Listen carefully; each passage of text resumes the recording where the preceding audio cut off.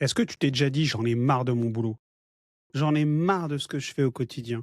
Le dimanche, tu penses déjà au lundi et tu profites même pas de ton dimanche parce que tu te dis: «Oh là là, quelle galère, je retourne au boulot. Demain, je vais voir des gens que j'aime pas, des collègues que j'aime pas, une boss ou un boss que j'aime pas». Est-ce que c'est ça que tu veux continuer dans ta vie? Est-ce que c'est ça que tu veux pour le futur? Aujourd'hui, tu es sur le podcast, RDX Mindset. Je vais parler de ça.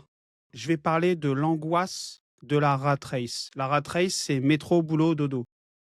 Comment tu dois faire, toi, pour sortir de ce carcan qui va t'envahir, qui va te faire, si je puis dire, devenir une personne aigrie, qui sera pas heureuse, qui sera pas auprès de ses enfants? Parce qu'en fait, le temps, ton temps qui est précieux avec tes enfants, tes amis, tu vas le passer à angoisser sur le futur. Tu vas le passer à te prendre la tête, à passer à côté de super opportunités, de super rencontres, parce que tu es tellement obnubilé par ton travail, tu es tellement obnubilé par les mauvaises choses, les mauvaises ondes qui viennent vers toi, que tu passes à côté de ta vie à cause de ton travail.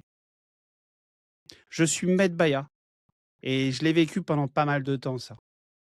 De se dire, ah, le week-end il passe trop vite, je retourne au boulot, trop compliqué. C'est pourquoi on va t'apprendre à développer, à investir en dehors de ton travail pour justement commencer à penser à autre chose. Que quand tu vas au travail, tu vas le faire ton travail, mais ça va plus être ta priorité. Parce que, comme Bob Marley le disait, everything is alright. Tout va bien. Il n'y a pas mort d'homme. Et dès lors où tu vas commencer à te détacher de ton travail, te détacher des potentiels tableaux d'avancement qui sont claqués au sol parce qu'il y a du copinage et qu'on ne récompense pas les gens qui travaillent, mais plutôt les gens qui font du copinage, dès que tu vas te détacher de ça, tu verras qu'en fait, tu seras intouchable. Tu verras que quand tu as ton boss qui va venir pour te parler chinois parce qu'il va pas t'augmenter ou parce que ceci ou parce que cela, tu vas le regarder avec une telle décontraction et tu vas lui dire: «Tu sais quoi? Peace, je t'en veux même pas mon gars, parce qu'en dehors, je vis ma best life. C'est ce que je veux que tu dises et c'est ce que je veux que tu fasses. Donc aujourd'hui, je vais t'apporter des solutions». Quand à la fin du mois, tu touches ton salaire, au lieu de tout claquer, tu vas commencer à essayer de faire en sorte de voir tout ce qui sort de ton salaire. Tout ce qui sort. Donc, les abonnements, les sorties, tu me fais sur un tableau, sur une feuille de A4, tu marques tout ce qui sort. Et tout ce qui n'est pas nécessaire, il va falloir que tu le remplaces par des choses importantes. Je m'explique. Si par exemple, tu as un abonnement téléphonique qui est archi cher, 50 euros, aujourd'hui, sache que tu peux remplacer cet abonnement téléphonique par un abonnement qui va s'adapter à ta consommation. C'est-à-dire que si tu as un mois où tu consommes pas beaucoup, ça va être 4, 5, 6, 7 euros. Et les mois où tu vas consommer plus, tu vas être capé à 30 euros, par exemple. Donc, tu as gagné ce petit 20 euros. Et ça, il y a des astuces pour tout. Pour tout, il y a des astuces. Les salles de sport, si vous êtes en couple, par exemple, vous avez des salles de sport aujourd'hui, je ne vais pas donner de marque, mais vous avez des salles de sport avec un abonnement qui est à 40 euros, bah, vous pouvez y aller tous les deux. Alors, pas forcément ensemble, mais vous pouvez y aller tous les deux, un en décalé. Plutôt que de prendre un abonnement à 30 balles chacun, ce qui vous fait 60, ou pareil pour le CrossFit, et cetera. Vous avez des abonnements qui peuvent être, qui peuvent réduire un peu la masse au quotidien, la masse à la fin du mois. Et tu vois, pareil pour la nourriture. La nourriture, commencez à regarder les prix. Commencez à regarder le poids au kilo. Commencez C'est la première étape. Vraiment faire un inventaire, un bilan financier des actifs et des passifs. Donc tout ce qui rentre et tout ce qui sort. Tout ce qui sort, elle doit être contrôlé.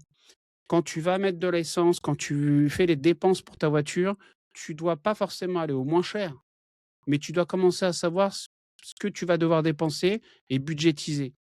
Pareil pour les habits. Est-ce que tu as besoin d'aller acheter du neuf? Sachant que sur certains sites, tu peux acheter de l'occasion, super bon état. Commencer aussi à fouiner. Ton argent, ça doit être une de tes priorités parce que ton argent, c'est pas une priorité, excuse-moi. Ton argent, c'est pas ta priorité. Par contre, ton argent, c'est un véhicule qui va t'apporter une hauteur qui va te permettre d'avoir de la liberté financière et de l'autonomie financière. Donc la première étape, on regarde tout ce qui sort. on essaye de mutualiser les coûts, on essaye de faire en sorte de baisser. C'est-à-dire que si tu vas, par exemple, au supermarché et que tu kiffes la super marque, qui coûte, 3-4 €, je vais te donner un exemple, tu vas comprendre. Moi, j'ai mon épouse, elle prend du skyr. Bon, bah, écoute, le skyr, c'est super cher. Tu peux avoir les yaourts grecs, tu peux avoir les fromages blancs, 0 si tu veux, mais tu peux prendre du fromage blanc. Tu auras les mêmes propriétés, si ce n'est à deux trois petites choses près, et ça se coûtera quasiment 2 fois moins cher. Donc déjà, tu vois, juste pour le même coût, les marques repères, les marques, excuse-moi, je t'ai donné une marque là, les marques distributeurs. Les marques distributeurs, elles sont toujours relativement moins chères que les grosses marques. Et pareil, sauf si tu as les allergies, et cetera. Mais tu vois, tu commences un petit peu à réfléchir comme ça. Dès que tu as une dépense, il faut que tu te dises: «OK, est-ce que j'ai réellement besoin de cette dépense?» C'est-à-dire que avant de dépenser, tu vas réfléchir: «Est-ce que j'en ai vraiment besoin?» Prends plusieurs heures de réflexion, et quand tu vas prendre plusieurs heures de réflexion, si au bout de quelques heures, bah, tu y penses toujours, alors effectivement, peut-être qu'il va falloir que tu l'achètes. Par contre, si au bout d'une demi-journée, voire une journée, bah, tu y penses plus, c'est que tu en avais pas besoin. Tu en avais pas besoin. Le L'apparence, est-ce que tu as besoin de prouver aux autres, par ton apparence, que tu as envie de montrer, par exemple, je sais pas, des grosses marques? Tu vois, des grosses marques? Bah, tu t'en fous, en fait. Le principal, c'est d'être bien à l'intérieur, d'être bien dans son cerveau, d'être bien physiquement parlant, mentalement et dans ta santé. Ta santé, c'est ta priorité, c'est comme ton temps. Ton temps, il est précieux. Donc une fois que tu as réglé, si je puis dire, tout ce qui sort de ton salaire, on va commencer à aller sur un autre step, une autre étape. C'est-à-dire qu'on va commencer à investir une petite partie de ton salaire, c'est-à-dire 10, 20 et 30 si tu peux. Mais déjà 10 20 pour commencer, c'est magnifique. Tu gagnes 2 000 €, si déjà tu arrives à garder 200 € pour investir, et là tu as plusieurs choses. Tu peux investir avec l'effet de levier avec une banque pour acheter un appartement, par exemple, ou acheter de l'immobilier. Ça, c'est génial parce que ça va te permettre, toi, grâce à des rentrées type des locataires, de pouvoir payer une grosse partie, voire l'intégralité du bien qui va plus tard te rentrer, te permettre d'avoir de l'argent qui rentre sur ton compte avec un bien. Donc tu vas mettre un appartement en location, le locataire va t'aider, voire payer l'intégralité de ton crédit sur 15 ans, 20 ans, et au bout de ces 15-20 ans, bah, une fois que tu auras intégralement payé le crédit, tous les loyers seront dans ta poche. Donc déjà, une prise de hauteur, un détachement par rapport à ton boss qui te dit parlait chinois quand il te parlait d'augmentation. Effectivement, il faut attendre 15 ans. Il y a d'autres techniques, mais déjà on parle du début, du début. La deuxième technique, c'est d'acheter des actions en bourse. Acheter des actions en bourse, c'est pas simple. Je vais pas te le cacher. Il faut connaître les entreprises. Et pour ça, il y a une étape quand tu commences. C'est déjà d'investir dans une enveloppe qui s'appelle le PEA, le plan épargne action. Ce plan épargne action, en faisant ultra simple, c'est que l'argent que tu vas y mettre, tu peux le sortir à tout moment. Mais l'argent que tu vas y mettre, toutes les actions qui vont prendre de la valeur, qui vont avoir une plus-value, elles vont être imposées, mais si tu attends minimum 5 ans, toutes les plus-values, au lieu d'être imposées à 31,4, elles vont être imposées qu'à 17 et virgule quelque chose. Donc déjà, tu as fait un petit gain. C'est-à-dire que, par exemple, tu vas comprendre, si j'investis, que je mets 100 €, non pas par mois, mais juste 100 €, au bout des 5 ans, l'action que j'ai achetée 100 €, elle en vaut 200. Il y a 100 € de plus-value. Acheter 100 €, j'ai gagné 100 €. Elle coûte 200. Et ben, en fait, si j'attends par ce PEA, plan d'épargne action, les fameux 5 ans, les 100 € de plus-value, ils vont être imposés qu'à hauteur de 17 €. C'est-à-dire que moi, ma mise de départ était de 100. À la fin, je vais avoir 80 € à peu près, hein, 80 € qui seront dans ma poche. Et tu vois, imagine que là, maintenant, tu investis et que tous les mois, tu mets des 50, 100 € et plus si tu peux, et que tu investis sur les bonnes choses. Et pour ça, il y a une technique toute simple. Pense à ton passé et les entreprises sur lesquelles tu as investi. Donc, je vais te donner des exemples. Ce que tu manges, ce que tu utilises comme type de service, et cetera, c'est des entreprises qui sont là depuis des années, des années. Est-ce qu'elles existent ou pas en bourse? Et le principe de la bourse, c'est quoi? Le principe de la bourse, c'est que tu as une entreprise qui a besoin de fonds, et pour augmenter sa capacité financière, elle propose de vendre des parties de sa société. Et toi, en fait, en achetant une partie, donc une action, une partie, tu fais partie de l'entreprise. Tu lui permets de grossir ou faire des investissements, et cetera. Et en échange de lui avoir prêté de l'argent, cette entreprise-là, quand elle fait des bénéfices, elle te les redistribue. Et si elle prend de la valeur, cette entreprise, elle te reverse ta part augmente. Voilà, tout simplement. J'essaie de rester ultra simple. Donc, rappelle-toi, en levier, tu as l'immobilier, tu as la bourse et après, tu as tout ce qui est, si je puis dire, les side business. Qu'est-ce que c'est un side business? Le side business, tu as une compétence particulière ou tu kiffes quelque chose. Allez, je vais prendre l'exemple d'une amie. Elle adore faire des macarons. Elle adore faire, c'est sa passion. Avant, elle les offrait. Tu vois, elle offrait les macarons, mais elle a un don pour ça. Elle fait des macarons, c'est des délices. Elle les offrait, elle allait en bois, elle allait dans sa boîte, etc. Alors, dans son entreprise, tout le monde lui disait machin, jusqu'au moment où je lui ai dit, mais il faut les vendre en fait. Là, c'est elle qui payait la matière première. Elle allait acheter sur Paris des matières premières qui lui coûtaient un bras. Et depuis, elle a commencé à les vendre. Au début, c'était pas cher. Au début, c'était un petit side business. Et tout doucement, à la fin du mois, elle a s'est fait 100, 200, 300, 400. Et ça a grossi, grossi, grossi, jusqu'au moment où, en fait, à un moment, elle s'est dit, bon, bah, peut-être que je vais en faire un business. Elle n'est pas passée, elle a eu peur, donc elle n'est pas passée au-delà du business. On n'est pas tous câblés pareil. Mais tu comprends que si tu restes à un niveau de 2, 3, 400, 500 euros, c'est quelque chose qui est relativement faisable. Et je peux te garantir qu'en vivant de ta passion, ou du moins si cet argent te permet de vivre de ta passion, ou du moins d'avoir tous les mois des 500, 1000 euros en plus de ton salaire, déjà on est sur autre chose. Cet argent-là, tu peux l'utiliser pour soit acheter de l'immobilier, soit acheter de la bourse. Il y a plein d'autres choses, mais je veux rester ultra simple. Une fois que tu commences à rentrer de l'argent qui vient pas de ton salaire, ta confiance en toi, elle augmente. Tu commences à te dire, en fait, le salaire, le CDI, c'est une option. Mais tu vois, quand je te rappelle ton boss ou tes collègues qui te saoulent, tu prends ça de telle manière qu'en fait, bon, bah, ça glisse sur toi. Parce que eux, ils sont en train de vivre la rat race, métro, boulot, dodo. Alors que toi, en fait, oui, tu vas prendre le métro, tu vas aller au boulot.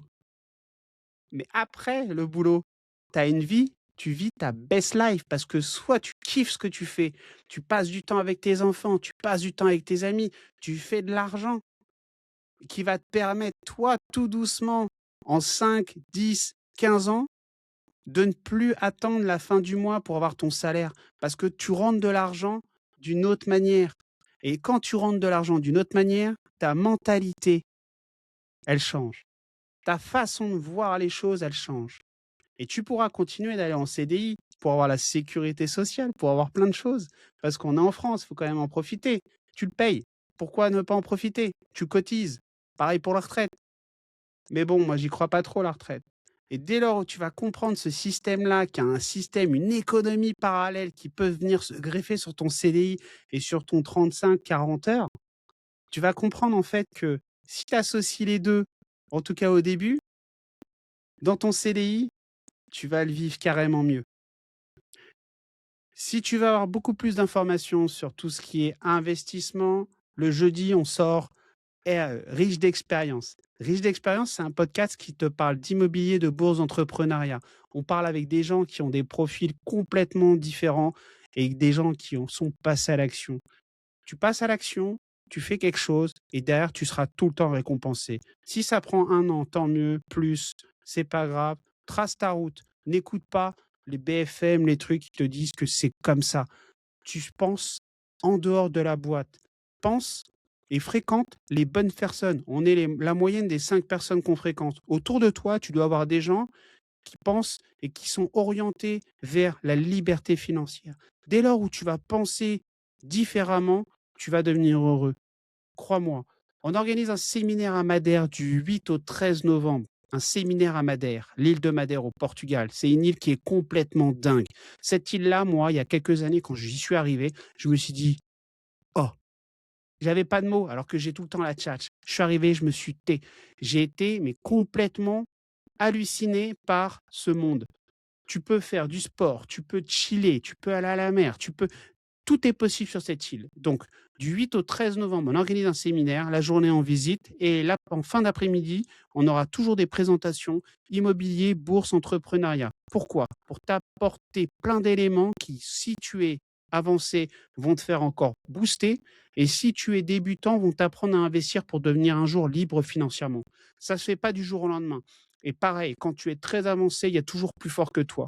Et tu continues, tu dois continuer de te former. Il y a toujours plus fort que toi. Moi, aujourd'hui, j'ai la prétention de dire que je veux continuer d'avancer. Je suis toujours en CDI parce que je le veux. Et toi, tu dois être pareil. Tu dois être en CDI. Moi, je veux continuer de pouvoir emprunter dans l'immobilier. Et quand tu es indépendant, c'est ultra compliqué. Donc, je continue en CDI. Parce que justement, en fait, à un moment, tu vas être comme moi. Tu vas te dire, OK, combien je veux par mois pour commencer à dire je quitte mon travail? Tu vas avoir une somme. Il faut que tu sois quand même à une somme qui est assez conséquente. Parce que si tu quittes ton travail pour la même somme, à la moindre galère, il y a plus, la sécurité, si je puis dire, du CDI. Et c'est pour ça que tu dois taper des sommes qui sont relativement hautes, parce que le jour où il t'arrive une galère, tu es zen. Et tu dois continuer à investir, parce que l'avantage de continuer à investir jusqu'à la fin de ta vie, c'est d'une, de laisser quelque chose pour tes enfants et de deux, de te permettre, toi, d'avoir un sacré matelas de sécurité pour justement, à chaque fois qu'il y a des crises, ça glisse.